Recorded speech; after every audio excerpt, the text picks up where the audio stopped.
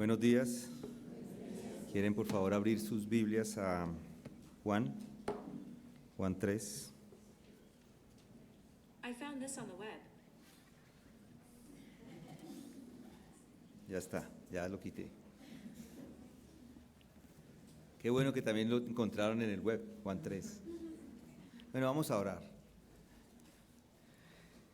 Padre, gracias te damos porque tú eres misericordioso con nosotros y nos has dejado tu santa palabra para escudriñarla, para meditar en ella, para, Señor, pasar tiempo en este momento, no solamente escudriñando, sino aprendiendo y siendo transformados por medio de ella. Gracias por tu Espíritu que hace esa transformación en nuestras vidas y te pedimos que así como lo has hecho por los siglos, Señor, lo continúes haciendo en este día a cada uno de nosotros, y esto te lo pedimos en el nombre de aquel que vino y murió en ese madero.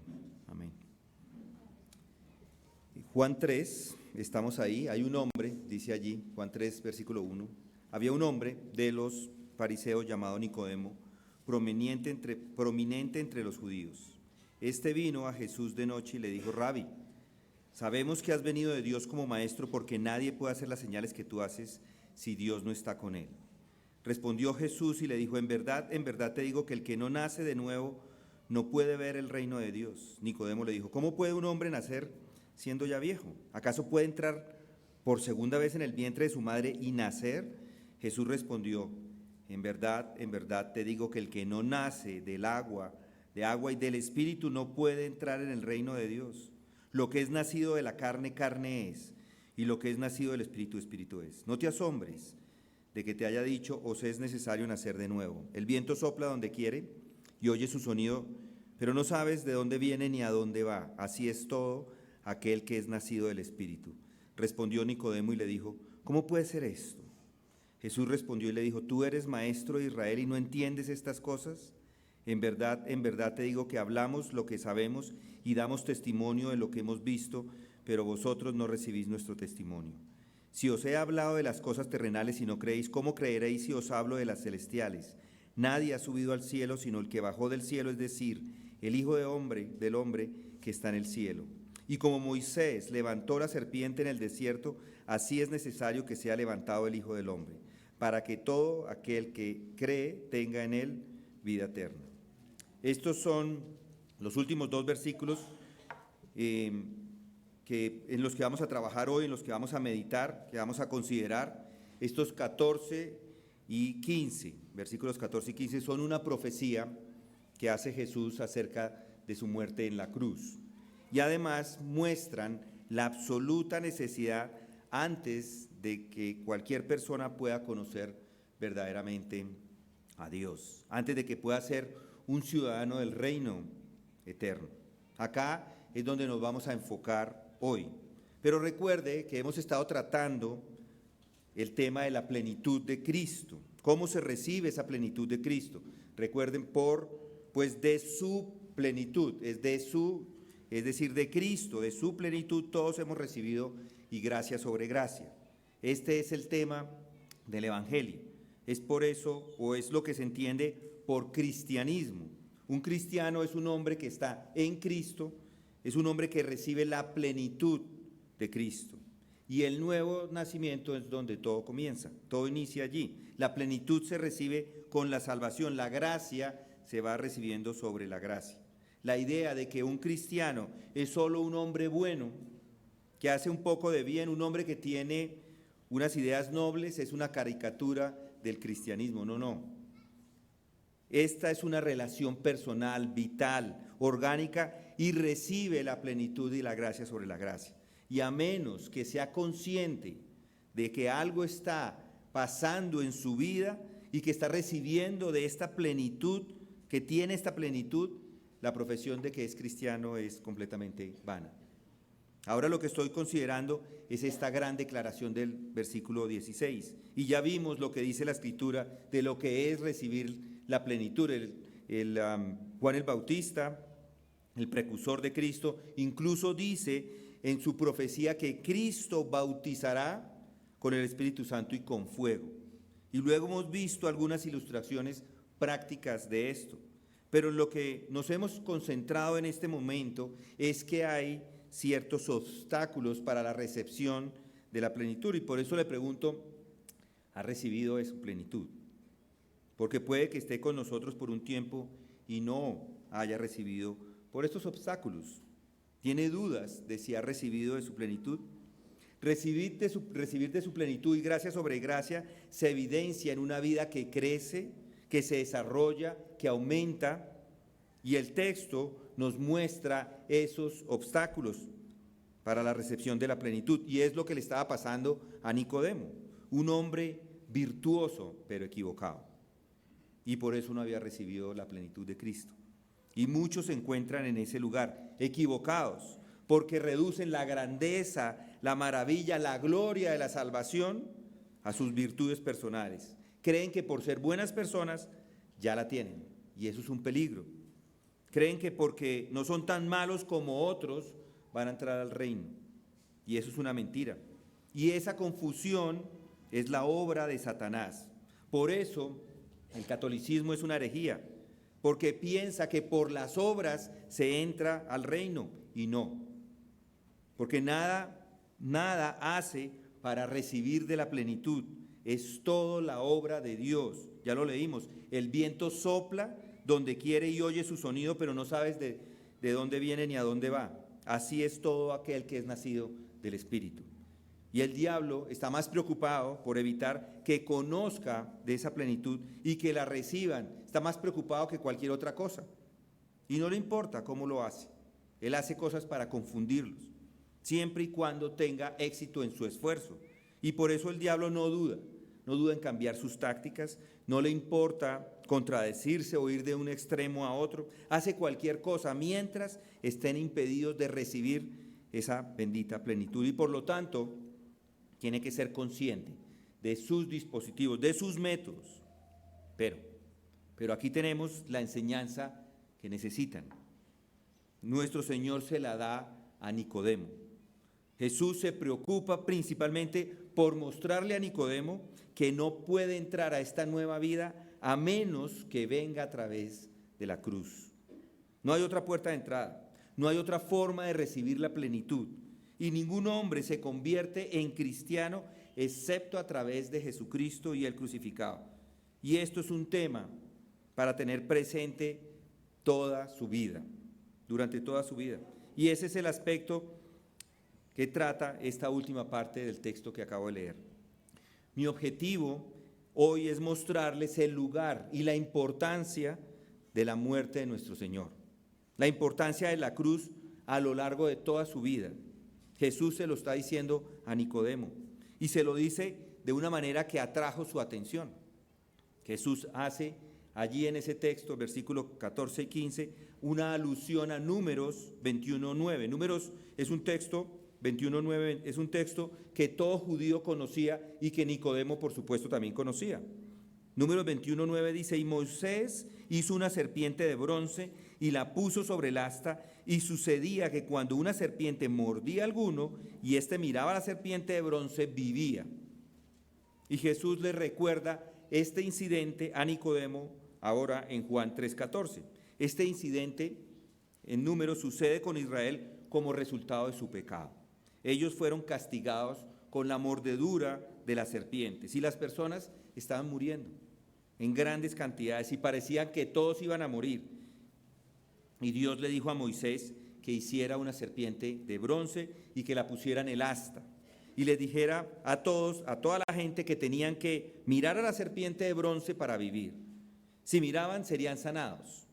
Y todos los que miraron fueron sanados al instante, inmediatamente. Y los que no, murieron como resultado de la mordedura de las serpientes.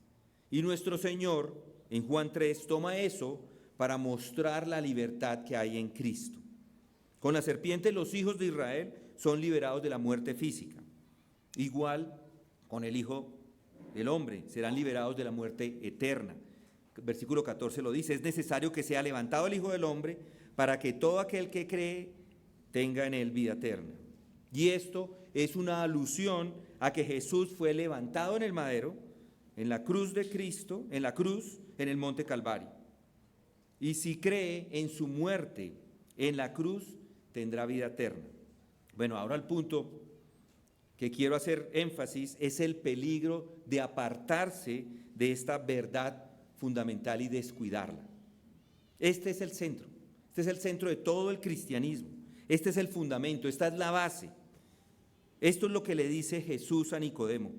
Él le da el fundamento, pero no es solamente el fundamento para Nicodemo, es nuestro fundamento también.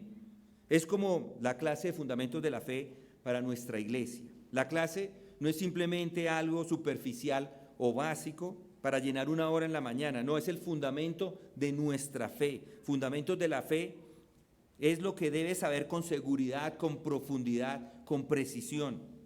Y así es esta verdad que le da Jesús a Nicodemo.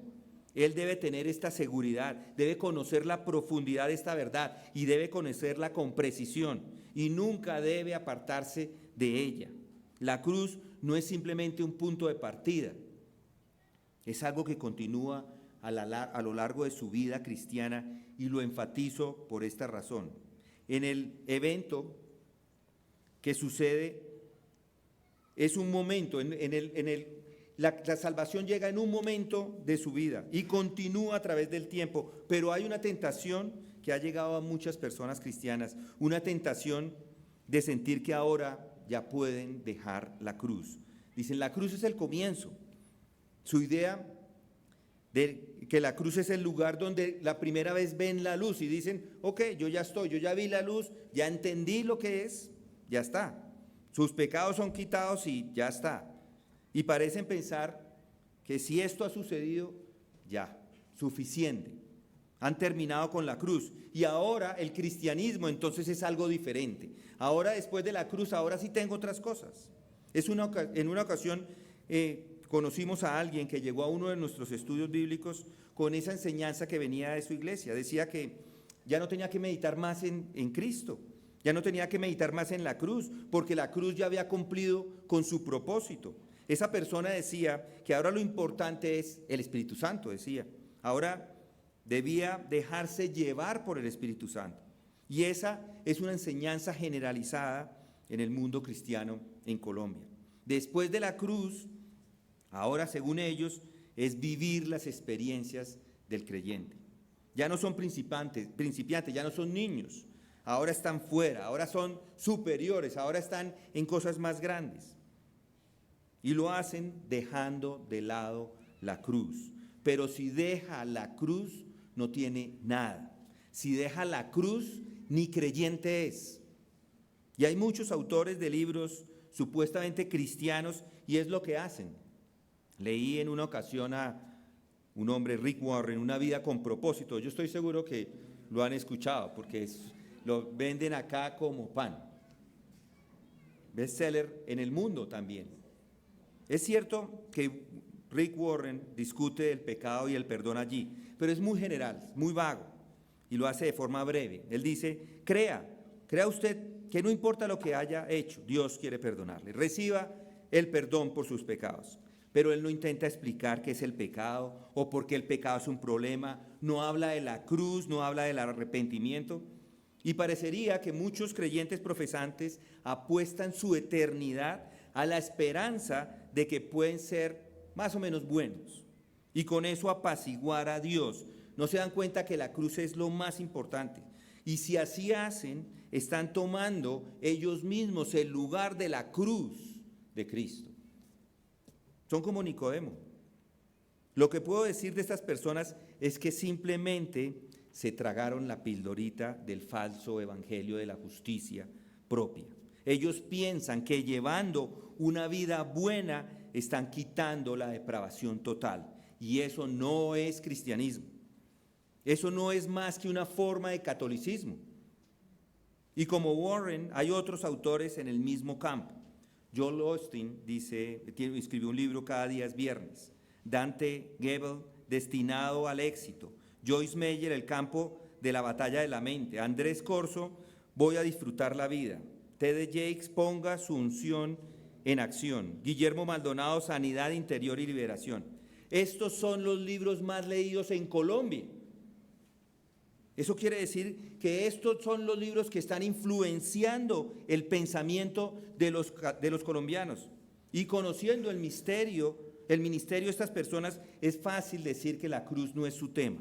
Un día escuché en una entrevista que le hacían a Joel Osteen, y esa persona ni siquiera considera a Cristo como primordial para la vida del creyente, ni siquiera considera a Cristo como el camino de salvación. En general, esos libros no son más que manuales de instrucción para vivir vidas morales. Son guías para vivir vidas místicas y son un peligro, porque le llevan a pensar que ya terminaron con la cruz y que ahora están listos para imitar a Cristo, para seguirle. Y este es el peligro que estoy tratando de mostrarles. Y es el mismo peligro que existe cuando ciertas personas cristianas piensan en los sermones evangelísticos. Ya no tienen nada que decirles. Yo busqué, ¿qué es un sermón evangelístico en ChatGPT? Un sermón evangelístico, dice allí, es un mensaje predicado con el propósito de presentar el Evangelio de Jesucristo y llamar a las personas a recibirlo como su Señor y Salvador. El objetivo principal, dice allí, de un sermón evangelístico es compartir el mensaje de la salvación a aquellos que aún no lo han aceptado. Piensen, esto es ya ChatGPT, esto es lo que todo el mundo ha escrito y lo ha puesto como norma y todo el mundo lo cree. Y es ahí donde está el error. Ahí es acá donde está errada la definición. Él toma las definiciones de todos y me la da. Y es un error, porque los sermones evangelísticos no son solo para aquellos que no lo han aceptado.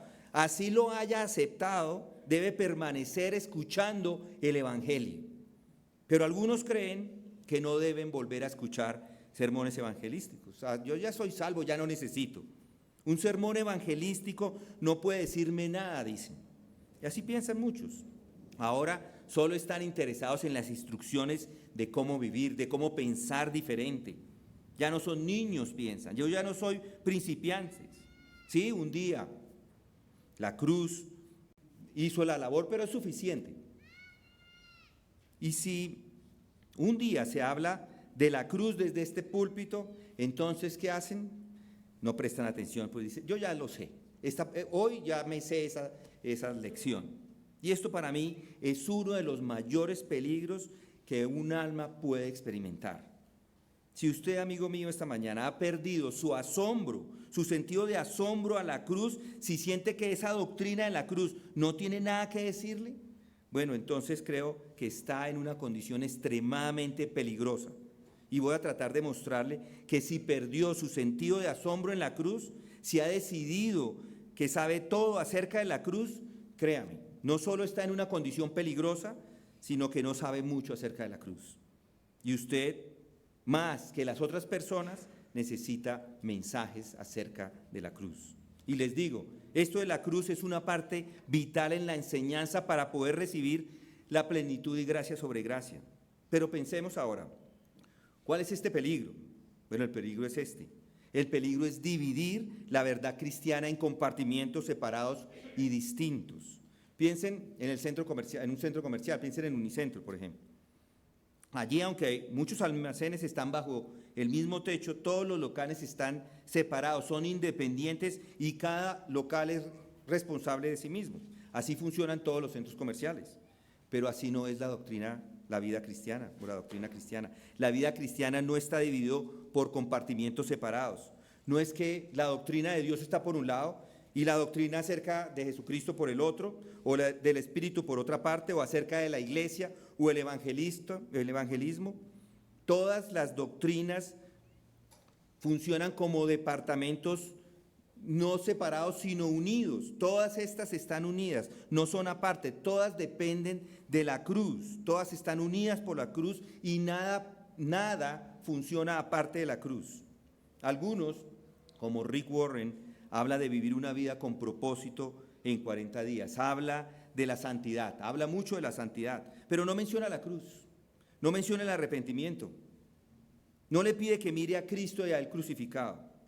Para muchos, la doctrina de la cruz no tiene que ver nada con la santidad, pero recuerde que la santidad La santidad se refiere a estar apartado de Dios. Eso es lo que es santidad. La santidad implica vivir de acuerdo con los mandamientos y principios de Dios, buscando una vida de pureza moral y espiritual. Es un llamado a ser separados del pecado y consagrados a Dios en todas las áreas de su vida.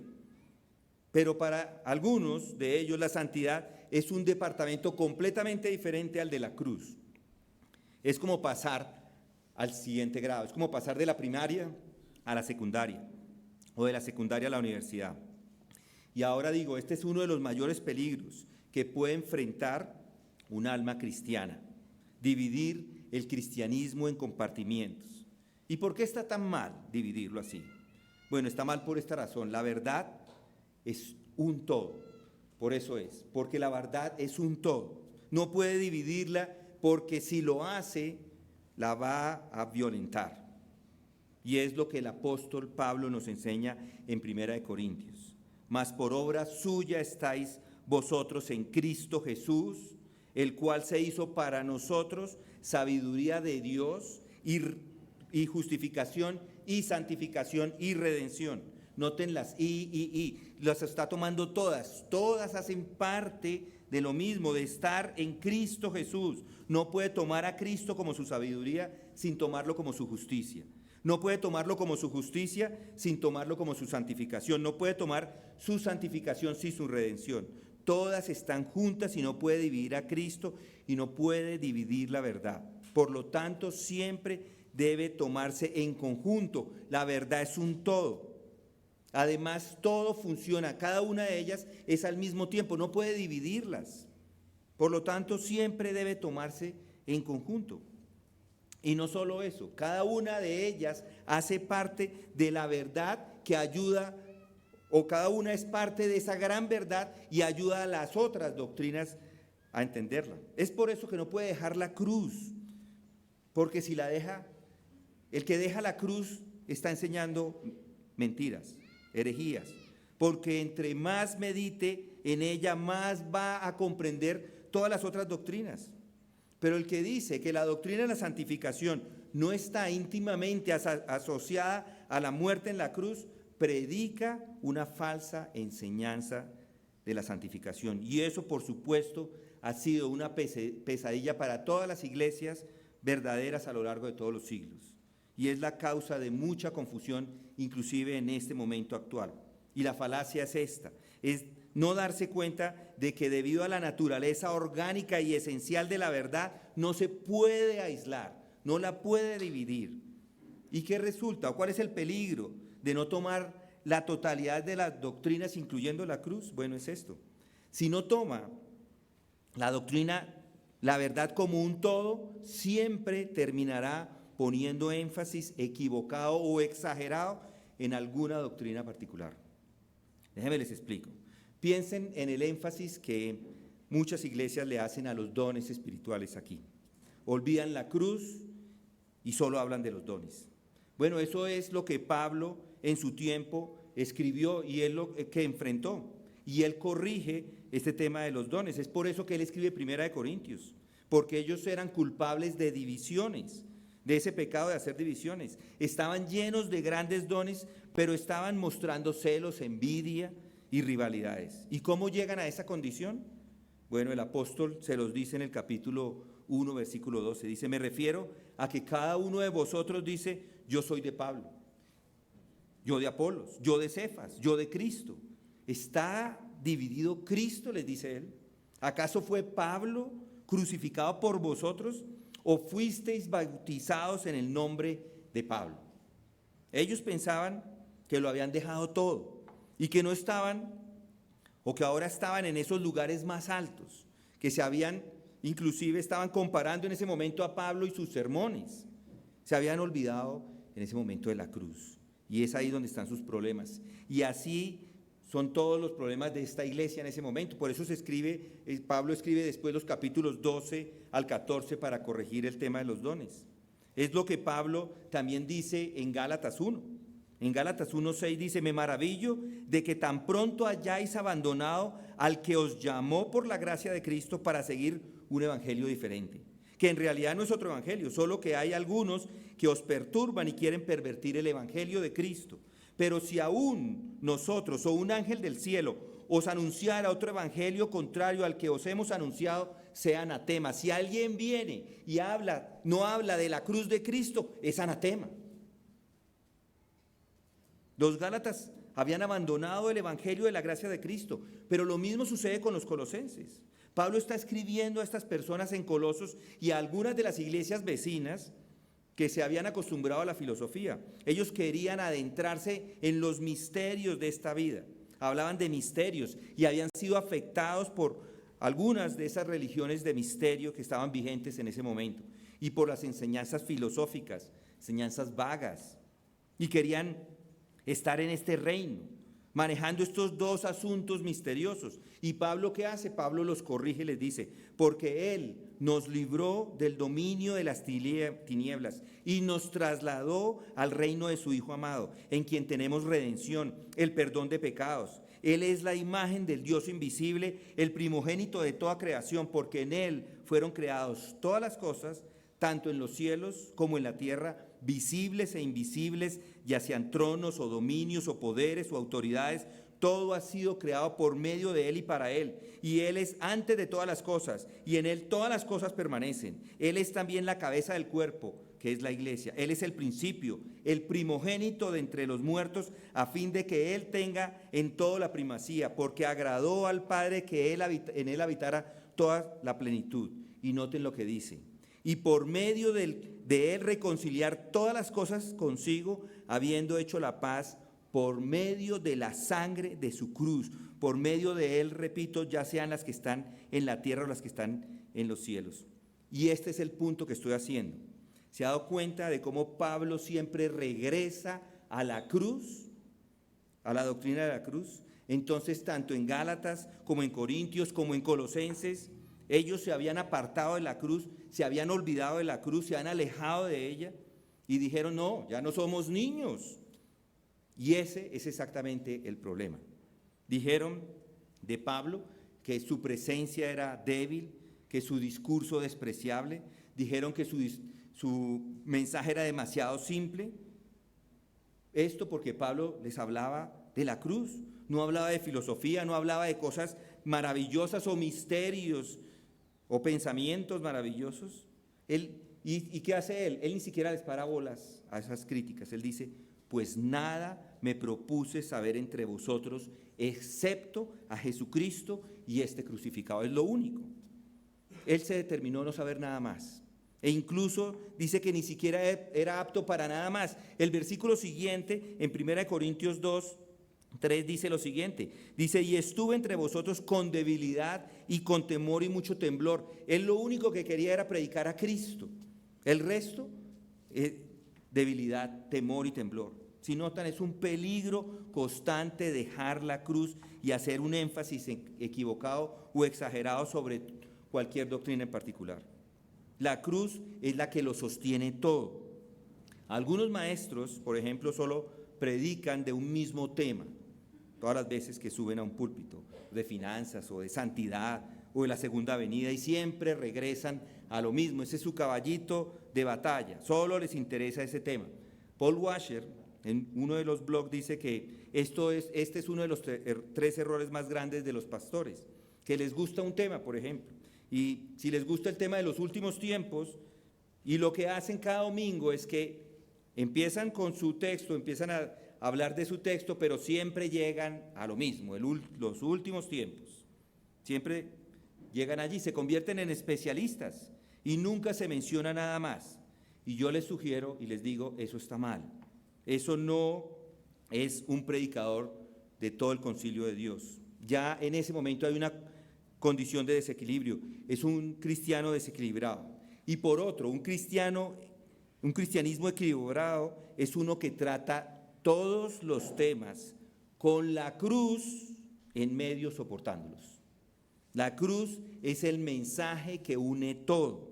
Y una vez que se convierte en un especialista de cualquier otro aspecto de la vida cristiana y solo lee sobre eso, y solo escribe sobre eso, y solo habla sobre eso, entonces ¿qué sucede? Se convierte en un experto y se llena de orgullo.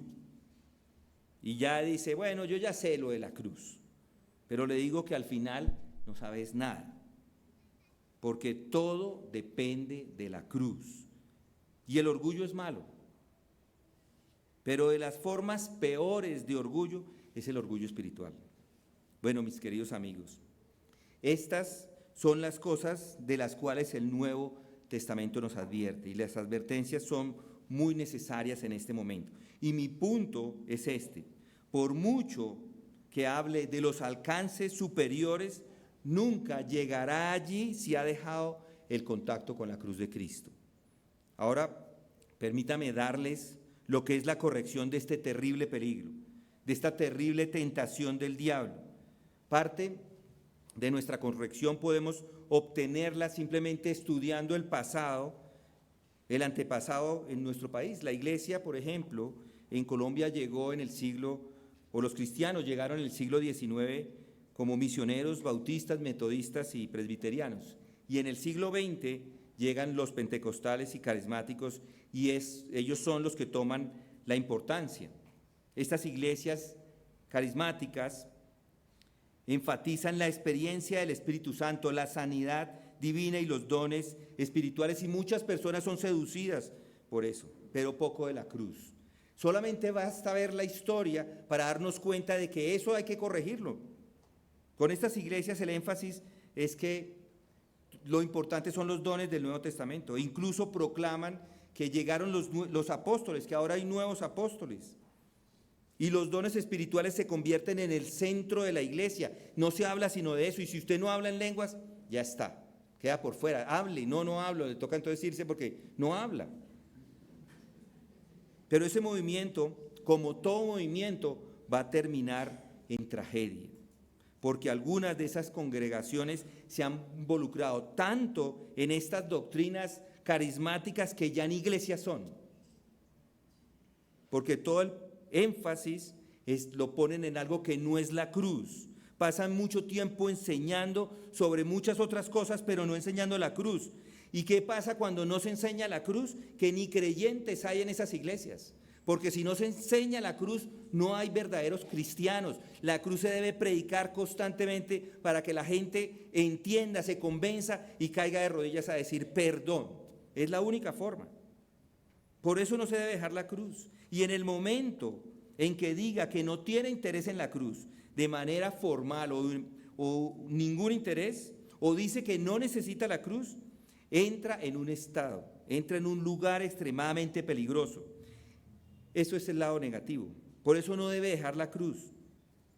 Ese error se combate mirando a Cristo. Veamos eso, veamos la parte positiva. Cuando estudiamos las epístolas de Pablo, vemos que la cruz siempre está presente en sus escritos. Siempre presente, incluso si se trata de santificación o de la segunda venida o de lo que sea.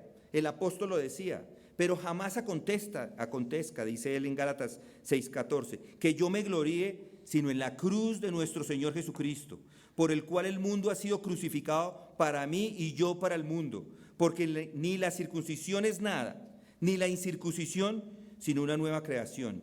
Y los que anden conforme a esta regla, paz y misericordia sea sobre ellos y sobre el Israel de Dios. La cruz otra vez. El apóstol dice esto mismo a los corintios: pues nada me propuse saber entre vosotros excepto a Jesucristo y este crucificado. 1 Corintios 2:2. Siempre, Pablo, siempre está hablando de la cruz. Él nunca deja la cruz. ¿Por qué? Porque ese es el comienzo, esa es la mitad y ese es el final, y eso es todo. Es lo mismo con los autores de himnos que cantamos acá, ya sea Isaac Watts o Charles Watts, los hermanos Wesley o John Newton o el que sea. Todos ellos incluyen la cruz, por eso cantamos acerca de la cruz en nuestra iglesia. Podríamos decir que la característica principal de estos autores es la persona del Señor Jesús y especialmente su muerte en la cruz. Igual con los santos. Los más grandes santos que han existido por todos los siglos han sido hombres que han meditado, que han hablado de la cruz. Solo basta leer con los sermones de Spurgeon. Están llenos de la cruz. Jonathan Edwards, el mismo Martin Lloyd-Jones. Sus escritos todavía permanecen. Después de muertos, ¿por qué permanecen? Porque su tema es la cruz de Cristo. Y así hace el apóstol Pablo. Él, como estoy tratando de mostrarles, él nunca se cansa de hablar de la cruz de Cristo. Colosenses 2:8 lo dice: mirad que nadie os haga cautivos por medio de su filosofía, dice él, y vanas sutilezas, según la tradición de hombres, conforme a los principios elementares del mundo y no según Cristo, porque toda la plenitud de la deidad reside corporalmente en él, y habéis sido hechos completos en él, que es la cabeza sobre todo poder y autoridad. En él también fuisteis circuncidados con la circuncisión no hecha por manos, al quitar el cuerpo de la carne mediante la circuncisión de Cristo, habiendo sido sepultados con él en el bautizo, en el cual también habéis resucitado con él por la fe en la acción del poder de Dios, que él le resucitó entre los muertos. Y cuando estabais muertos en vuestros delitos y en la incircuncisión de vuestra carne, os dio vida juntamente con él, habiéndonos perdonado todos los delitos, habiendo cancelado el documento de deuda que consistía en decretos contra nosotros y que nos era adverso, y lo ha quitado de en medio, clavándolos ¿en dónde? En la cruz. Si se dan cuenta, no habla sino de la cruz. Y al final del capítulo lo advierte una vez más, dice que nadie te defraude con argumentos vanos, porque es por estas cosas que la ira de Dios viene sobre los hijos de desobediencia. En otras palabras, si separa su doctrina de la santidad de la cruz, así sea inconscientemente, está tratando de nuevo de justificarse por obras. Y habrá en ese momento caído de la gracia, lo hará. Comenzará a sentir que lo que hace a la larga, ese es el camino y no lo es. Todo viene a través de Jesucristo y el crucificado. Ahora bien, ahí está, como ven, el escenario para esta enseñanza en particular. La cruz es vital, es siempre vital y no puede nunca dejarla ni abandonarla. Y vuelvo a decir que si encuentra algún tipo de tolerancia, así sea algo pequeño, a dejarla, que pensar que ya no la necesita, pues deseche ese pensamiento, deseche esa tendencia. Un hombre escribió acerca de esto. Él dijo que el Cordero de Dios debe estar siempre cerca, porque estamos heridos y moribundos. Y en esa condición somos susceptibles a ser presa del diablo. Pero manteniendo el Cordero cerca, hay seguridad y hay paz. Con él puedes soportar las fieras y las trampas, soportar las lujurias y temores, porque la gracia que le buscó y le encontró, solo ella puede mantener limpias sus heridas y le puede mantener libre de caer como una presa. Oh, Cordero de Dios, mantente cerca de este moribundo, porque es la única forma de estar seguro. ¿Por qué la cruz? Porque la cruz es vital. Porque la cruz es siempre vital y esencial para nosotros. Porque es la cruz la que nos humilla. Y no hay nada que humille tanto como la cruz. Así, por eso es necesario levantar, que el Hijo sea levantado. Mis queridos amigos, la cruz es nuestra mayor necesidad y cada uno de nosotros debe ser humillado. Y esta es la paradoja de la vida cristiana. ¿Quieres ser levantado a una posición de hijo de Dios? Bueno, la forma más rápida es bajar. ¿Quieres recibir de su plenitud y gracia sobre gracia y sentir todo ese gozo? Pues hay que bajar. Ese es el primer paso. Darse cuenta de que no tiene nada. El pueblo cristiano que menos sabe de su plenitud son aquellos que piensan que ya lo tienen todo. Y por supuesto, debido a que están satisfechos consigo mismo, nunca van más allá. Por eso nunca saben nada acerca de esta plenitud y de gracia sobre gracia. Pero las personas humildes entienden la importancia de la cruz. Y pensando en la iglesia hoy día, el mayor problema es su orgullo, es la falta de humildad. No han sido quebrantados, convencidos de pecado. Él debe llevarles abajo a las mismas profundidades, porque si no baja no sube. No recibe la plenitud porque nunca se han dado cuenta de su vacío. La autosatisfacción es el mayor enemigo para recibir la plenitud y la gracia sobre la gracia. La cruz por encima de todo lo demás, lo que hace es que lo humilla y lo lleva a darse cuenta de la verdad sobre usted mismo y la necesidad perpetua y la necesidad en cada momento de su vida. El orgullo por los logros, por las buenas obras, por las actividades, siempre está ahí. Siempre hay personas que se enorgullecen porque están haciendo cosas, porque piensan que con eso están sirviendo y con eso están siendo grandes personas. Y el diablo se encarga de que se sientan así, grandes personas. Por eso nunca debe dejar la cruz, nunca va a estar a salvo si la deja, será muy frágil si se aparta de la cruz. Pero la cruz le da la seguridad. ¿Y cómo se mantiene seguro con la cruz?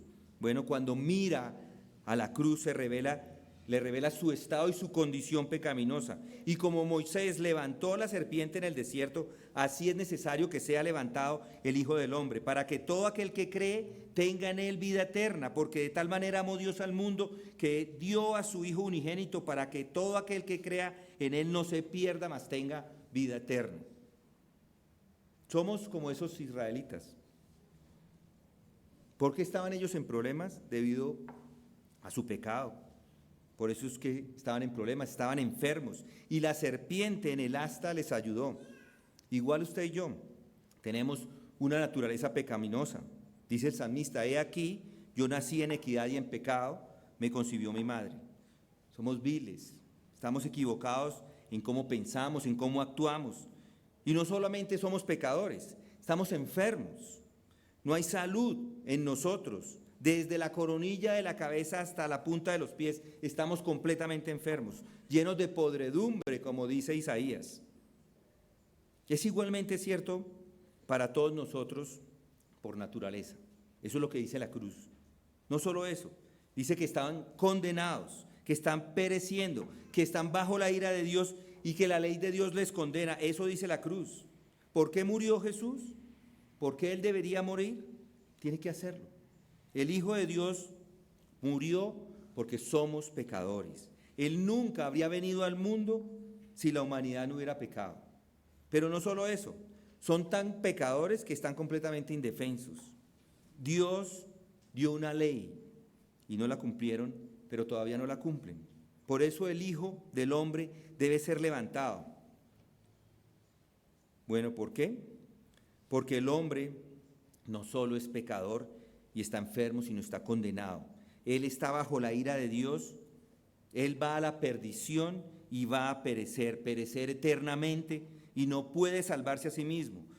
Nada puede hacer que tenga valor. Está completamente indefenso, completamente desesperado y la cruz proclama eso. ¿Creería que Dios le habría permitido a su Hijo venir a este mundo y sufrir la cruz si nos hubiera podido salvar de otra manera? La cruz es el único camino, es el único suficiente para su estado, es el único suficiente para la condición de pecado en la que se encuentra. ¿Alguna vez, le pregunto, se ha humillado por la cruz? Si no lo ha hecho, nunca la ha visto. No basta con decir, es que yo creo en Jesús, yo creo que Jesús murió por mí. Le pregunto otra vez, ¿ha sido humillado? ¿Ha visto que tuvo Él que morir por usted? ¿Ha visto que es necesario que sea levantado? Esa es la palabra que se utiliza en el versículo 14. Así es necesario que Él sea levantado. Es una obligación. La cruz los humilla totalmente y les muestra que no tienen nada y menos que nada. Todavía son viles, pero también, como vemos, lo exalta. Ahí es donde están estas personas tontas que creen que pueden recibir de su plenitud sin la cruz. No hay nada más que exalte a Jesucristo que la cruz, porque es la forma que Él escogió, la salvación para todos sus hijos. Y aún así, el Hijo de los hombres debe ser levantado. Él, levantándose allí, ha tomado todos sus pecados. Él ha recibido el castigo, Él ha recibido la culpa. Él ha muerto para que puedan ser perdonados. Él murió para hacernos buenos. No puede tomar estas cosas y separarlas. Es el diablo el que quiere que lo haga. Es el diablo el que quiere inflarlo de orgullo. No, ahí está el principio. Esa es la preeminencia. Esa es la exaltación, la cruz de Cristo. Todas las cosas fueron hechas por Él y a través de Él y por medio de Él. Pero nada le da una visión de Él como la cruz. Allí Él muriendo y tomando su castigo, perdonándolo para que pueda vivir. Esa es la manera de llegar a ser santos. Y luego, por último, Él dice que siempre debe estar mirándola. Moisés hace una serpiente de bronce, la pone en el poste, la sostiene y dice, mírela. Si mira eso, será sanado. Sus vidas se salvarán si lo hace. ¿No les parece un poco tonto, como ridículo? Mire una cruz de bronce y será sanado. ¿Cómo puede tratar una enfermedad letal de una serpiente con un poste y una serpiente allí de bronce? Pero así es. Ese es el camino de Dios. Y es cierto, se sanaban las personas. No entendían, por supuesto. Yo no tampoco lo entiendo. Es un milagro. Solo mirar la serpiente de bronce y era sanado. Y nuestro Señor toma esa imagen y les dice, así es el Hijo de Dios, del hombre. Cualquiera que lo mire no perecerá. La vida eterna es una vida larga, piensen en eso. Son muchísimos años y tiene esta vida para poner sus ojos en Cristo y el crucificado. Pero ojo, no solo comienza allí, continúe mirando. Él mismo lo dice en Hebreos 12:2. El autor dice, puesto los ojos en Jesús, el autor y consumador de la fe, quien por el gozo puesto delante de él soportó la cruz, menospreciando la vergüenza y se ha sentado a la diestra del trono de Dios. Siga mirándolo. No sea una de esas personas que creen o que se creen muy inteligentes, que dicen, no, yo no tengo que mirar al Salvador en la cruz. Yo solamente quiero mirar al Salvador resucitado, dicen. No debe dividirlo, son las dos cosas. Él murió y resucitó, son las dos cosas. No ponga cruces físicas en su cuello, está bien. Mírelo, pero mírelo en la cruz y mírelo crucificado. Son dos cosas que no puede dejar de lado. Nunca diga que no necesita volver a ver la cruz. Debe mirar a Jesús, que por el gozo puesto delante de él soportó la cruz, menospreciando la vergüenza. ¿Lo ve? Comienza en la vida cristiana mirándolo a él, pero no solamente comienza, continúa haciendo lo mismo. Y cuando lo mire siempre verá cómo llegó allí, cómo murió, cómo fue enterrado, cómo resucitó. Y las epístolas nos enseñan eso. Vaya a las epístolas y lea acerca de eso. Porque estos hombres siguen repitiendo y repitiendo todo esto acerca de la cruz. Y ellos estaban escribiendo estas epístolas a las iglesias llenas de creyentes. Y lo repiten, ¿por qué? Porque es una necesidad, no lo deja de lado, es algo que hay que mantener presente, esa cruz de Cristo. Si quiere recibir de la plenitud y gracia sobre gracia, mírelo a Él crucificado, mírelo muriendo en el madero. Por supuesto que sabemos que fue enterrado y que resucitó, pero siga mirando la cruz, siga adelante y diga gloria, gloria para aquel que salva en la cruz. Gloria para el Señor Jesucristo. Una esperanza de santidad que puede dejar de lado la repetición constante del mensaje de la cruz, ya es una enseñanza que perdió el equilibrio y eventualmente hará más daño que bien. ¿Se siente humillado al mirar la cruz? Allí va a ser levantado, allí florecerá espiritualmente y seguirá desarrollándose para toda la eternidad. Allí podrá recibir su plenitud y gracia sobre gracia. Que Dios nos permita mirar la cruz siempre, constantemente y para siempre. Vamos a orar. Ay, Señor, gracias. Gracias porque tu palabra nos confronta, nos muestra, nos da, Señor, esa esperanza, nos da esa necesidad, nos muestra nuestro pecado, Señor, nos muestra nuestro orgullo, nos muestra, Señor, lo bajo en lo que nos encontramos, pero al mismo tiempo nuestro deseo, Señor, es que recibamos de esa plenitud y gracia sobre gracia, Señor. Yo te pido que si hay alguno en medio de nosotros que todavía no hace parte de los tuyos, dale hoy la salvación, muéstrale el camino de la verdad y empieza a hacer lo que estás haciendo con muchos de nosotros, llenándonos de gracia cada vez que venimos a tu palabra. Esto te lo pedimos en el nombre de tu Hijo que murió en ese madero por nosotros. Amén.